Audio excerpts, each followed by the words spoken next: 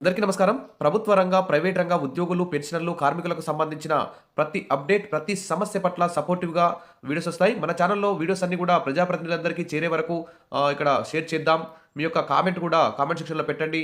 మీ యొక్క మన యొక్క సమస్యల పరిష్కారం కోసం ఏం చేస్తే బాగుంటది అనేటువంటి అంశాలకి మన ఛానెల్ ఒక వేదికగా ఉండాలని చెప్పేసి కోరుకుంటూ, ఇక ఈ వీడియోస్‌ని ఎక్కువ మంది లైక్ చేస్తారని ఆశిస్తూ, ఇక ముఖ్యంగా దేశంలో అయితే ఈపీఎఫ్ఓ ఉద్యోగులైతే, పెన్షన్‌లైతే అనేక సమస్యలైతే ఎదుర్కొంటున్నారు. మరి కేంద్ర ప్రభుత్వం అనుసరిస్తున్నటువంటి ఉద్యోగ, కార్మిక వ్యతిరేక విధానాల వల్ల మరి ఈపీఎఫ్ఓ ఉద్యోగులు భారీ ఎత్తున నష్టపోతున్నారు. పెన్షన్‌లు కూడా భారీ ఎత్తున నష్టపోతున్నారు. బడా కార్పొరేట్ కంపెనీలకు లక్షల కోట్ల సబ్సిడీలు ఇవ్వడం, లక్షల కోట్ల భూములు దారాదత్తం చేయడం, బడా బడా కంపెనీలకేమో లాభాలు ఫుల్‌గా వస్తున్నాయి. మరి కంపెనీల్లో పనిచేసేటువంటి ఉద్యోగులకు మాత్రం జీతాలు నిల్ అన్నట్లు, పెన్షన్‌లు నిల్ అన్నట్లు కంపెనీలకేమో లాభాలు ఫుల్లు. ఉద్యోగులు, కార్మికులు, పెన్షన్‌లకైతే జీతాలు, ఇతర అలవెన్స్‌లయితే నిల్ అని చెప్పుకోవచ్చు. ఈ విధంగా మరి కేంద్ర ప్రభుత్వం అనుసరిస్తున్న విధానాలపై మరి కార్మిక సంఘాలు కూడా మండిపడుతున్నాయి. ఉద్యోగులు, పెన్షన్‌లు కూడా భారీ ఎత్తున డిమాండ్ చేస్తున్నారు మా యొక్క సమస్యలు పరిష్కరించాలని. ఇక చూద్దాం. బడ్జెట్‌లోనైనా ఈసారి వచ్చే బడ్జెట్‌లోనైనా మరి నిర్మలా సీతారామన్ గారు, ప్రధానమంత్రి నరేంద్ర మోడీ గారు మరి ఉద్యోగులు, పెన్షన్‌లు, కార్మికులకు సంబంధించిన ప్రతి సమస్యని పరిష్కరించాలని చెప్పేసి అందరూ కూడా కోరుకుంటున్నారు. ఇక డిసెంబర్, జనవరిలో సీబీటీ మీటింగ్ కూడా మరొక్కసారి జరగబోతుంది. గత నెలలో జరిగినటువంటి సీబీటీ మీటింగ్‌లో ఈపీఎఫ్ఓ ఉద్యోగులకు సంబంధించి ఎలాంటి నిర్ణయాలు వెలువడకపోవడం పట్లయితే ఉద్యోగులైతే చాలా అసంతృప్తిగా ఉన్నారు.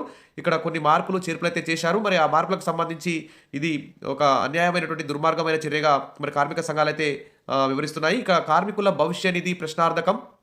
మరి విశ్రాంత జీవితంలో కార్మికులు, ఉద్యోగులు ఆర్థిక ఇబ్బందులు పడకుండా ఆదుకునే కార్మికుల భవిష్య నిధి సంస్థను కేంద్ర ప్రభుత్వం నీరుగార్చే విధంగా వివరిస్తుందని చెప్పేసి ఎంప్లాయీస్ ప్రావిడెంట్ ఫండ్ ఆర్గనైజేషన్ నిబంధనలను సవరించడం, గతంలో గుట్టుచప్పుడు కాకుండా పెన్షన్‌లో ఎలాంటి పెరుగుదల ఉండకుండా ఫైనాన్స్ బిల్లు 2025 ద్వారా పలు సవరణలు చేసిన కేంద్రంలోని బీజేపీ ప్రభుత్వం మరి తాజాగా భవిష్య నిధి సంస్థ ద్వారా ఇచ్చే పెన్షన్ కూడా ఎసరు పెట్టే విధంగా చర్యలు తీసుకుంటోంది. ఇక పెన్షన్ ఇచ్చే బాధ్యతల నుంచి కేంద్ర ప్రభుత్వం తప్పుకోవాలని చూస్తున్నట్లు ఇక్కడ కార్మిక సంఘాలైతే ఆరోపిస్తున్నాయి.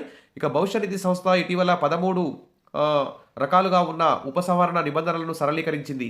అత్యవసర అంటే అనారోగ్యం, విద్య, వివాహం కోసం 1, ఇంటికి సంబంధించిన అవసరాల కోసం 2, తర్వాత ప్రత్యేక పరిస్థితులనే 3 విభాగాలుగా విభజించింది. పిల్లల విద్యా అవసరాల కోసం 10 సార్లు, మరి పెళ్లి అవసరాల కోసం 5 సార్లు పాక్షిక ఉపసంహరణ కూడా అవకాశం అయితే ఉంది. ఇక కొత్త నియమాల ప్రకారం చూస్తే భవిష్య నిధి సంస్థ నుంచి పాక్షిక ఉపసంహరణ వల్ల ఉద్యోగులకు పదవీ విరమణ సమయంలో నిధులు పూర్తిగా హరించకపోకుండా ఉండేందుకు కనీస నిల్వలను ప్రతిపాదించారు. అట్లాగే పాక్షిక ఉపసంహరణ కూడా కనీస సర్వీస్ని 12 నెలలకు తగ్గించారు. ఇప్పుడు ప్రత్యేక పరిస్థితుల కింద ఉపసంహరణ కోసం చందాదారులు కారణాలు చెప్పాల్సిన అవసరం కూడా లేదు. అంటే ఇది మరి పీఎఫ్ అకౌంట్‌లో ఉన్న డబ్బులు మొత్తం తీసుకునే విధంగా వెసులుబాటు అయితే కల్పించారు. మరి అది కాస్త కరిగిపోతే వృద్ధాప్యంలో ఆర్థిక ఇబ్బందులు పడాల్సి వస్తుంది. సంక్షేమ పథకాల నుంచి క్రమంగా వైదొలుగుతున్న కేంద్ర ప్రభుత్వం ఇప్పుడు భవిష్య నిధిని కూడా వదులుకోవాలని సిద్ధపడింది. కార్మికులు, ఉద్యోగుల ఈపీఎఫ్ ఉపసంహరణ 100% చేసుకోవచ్చనే ఒక వెసులుబాటు ద్వారా మరి ఇది 100% విత్‌డ్రా చేసుకోవడం అనేది ప్రస్తుతం ఉద్యోగులకైతే ఒక తీపి కబుర్లాగా అనిపిస్తుంది. కానీ మరి వృద్ధాప్యం దగ్గరొచ్చినప్పుడు మాత్రం చేతిలో డబ్బులు లేక చాలా ఇబ్బందులు ఎదుర్కొనే పరిస్థితి అయితే ఎదురవుతుంది. ఇక సభ్యుల పొదుపు మొత్తాలు పూర్తిగా ఉపసంహరించుకునే క్రమంలో ఇకపై భవిష్య నిధి సంస్థ అవసరమైతే ఉండదు. మరి ఇందుకోసమే తాజాగా నిబంధనలు అయితే సడలించింది. కార్మికులను, ప్రైవేటు ఉద్యోగులను ఉద్ధరించబోతున్నట్టుగా ప్రభుత్వం పైకి చెప్తుంది. కానీ ఈపీఎఫ్ ఖాతాల్లో అసలు డబ్బే లేకుండా ఖాళీ చేస్తే మరి రిటైర్మెంట్ తర్వాత వారికి పెన్షన్ ఎక్కడి నుంచి వస్తుంది? మరి అంటే పెన్షన్ ఇచ్చే బాధ్యతల నుంచి ప్రభుత్వం ఒక రకంగా తప్పుకోవడమనే దీని వెనుక దాగి ఉన్న అసలు కుట్ర అని కార్మిక సంఘాలు ఆరోపిస్తున్నాయి. ఇక EPFO central board of trustees నిర్ణయాల వల్ల కొందరికి మేలు జరుగుతున్నట్టు అనిపిస్తున్నప్పటికీ చాలామంది భవిష్యత్తు ప్రశ్నార్థకమవుతున్నట్లు కనిపిస్తోంది. 2004లో వాజ్పేయి ప్రభుత్వ ఉద్యోగుల పెన్షన్ను రద్దు చేసి సిపిఎస్ విధానాన్ని ముందుకు తెచ్చింది. ఆ విధానాన్ని కాంగ్రెస్ కూడా కొనసాగించింది.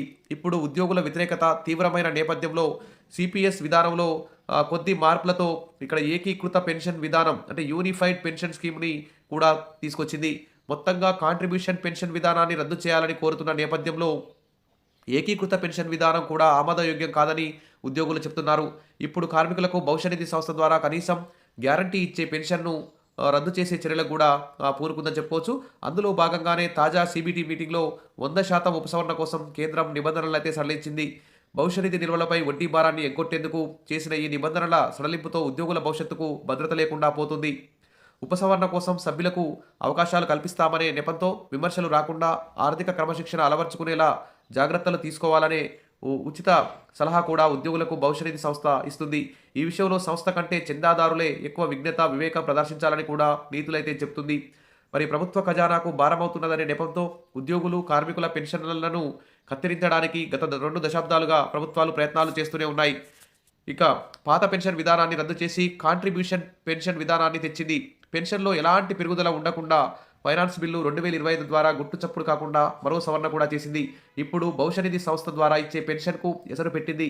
కార్పొరేట్ సంస్థలకు చెందిన లక్షల కోట్ల రూపాయల బ్యాంకు రుణాలను రద్దు చేసి అనేక సబ్సిడీలు, రాయితీలను కల్పిస్తున్నటువంటి కేంద్ర ప్రభుత్వం మరి ప్రభుత్వ రంగంలో, ప్రైవేట్ రంగంలో పనిచేస్తున్నటువంటి ఉద్యోగులకు, పెన్షనర్లకు, కార్మికులకు ఇచ్చే ఆర్థిక చేయూతను మాత్రం నిర్వీర్యం చేయాలని ప్రయత్నిస్తోంది. ప్రభుత్వం అనుసరిస్తున్న ఇలాంటి ఉద్యోగ, కార్మిక, పెన్షనర్ల వ్యతిరేక విధానాలను ఉద్యోగ, ఉపాధ్యాయ, కార్మికులు ఐక్యంగా తిప్పికొట్టాలి. తద్వారా శ్రమజీవుల భవితకు భరోసాగా ఉన్న పదవీ విరమణ తర్వాత చివరి దశలో ఆత్మగౌరవంతో బతికేందుకు ఆధారమైన పెన్షన్ను కూడా కాపాడుకోవాలి. ఇక ప్రస్తుతం అయితే దాదాపు 20-30 ఏళ్ళు సర్వీస్ చేసినా కానీ కేవలం ₹1000 మాత్రమే పెన్షన్ వచ్చే విధంగా నిబంధనలు అయితే ఉన్నాయి. వీటిని కార్మిక సంఘాలు ఎన్నోసార్లు పోరాటాలు చేసినా కానీ 2500కు పెంచాలని చెప్పేసి ప్రభుత్వం అయితే భావిస్తున్నట్లు కనిపిస్తోంది. కానీ కేంద్ర కార్మిక సంఘాలు, ఉద్యోగులు అందరూ కూడా పెన్షన్ల ఈపీఎఫ్ ఉద్యోగులు, ఈపీఎస్ 95 ఉద్యోగులు అందరూ కూడా పెన్షన్లు అందరూ కూడా కనీస పెన్షన్‌ని 9,000కు పెంచాలి, 10,000కు పెంచాలని చెప్పేసి డిమాండ్ అయితే వినిపిస్తుంది. మినిమం 7,500 పెంచాలని చెప్పి గతంలో డిమాండ్ చేశారు. ప్రస్తుతం అయితే మినిమం పెన్షన్‌ని 10,000కు పెంచితే గానీ పెన్షనర్ల యొక్క ఆర్థిక కష్టాలు తీరే అవకాశం అయితే లేదు. మరి సీబీటీ మీటింగ్‌లు ఎన్నోసార్లు జరుగుతున్నాయి.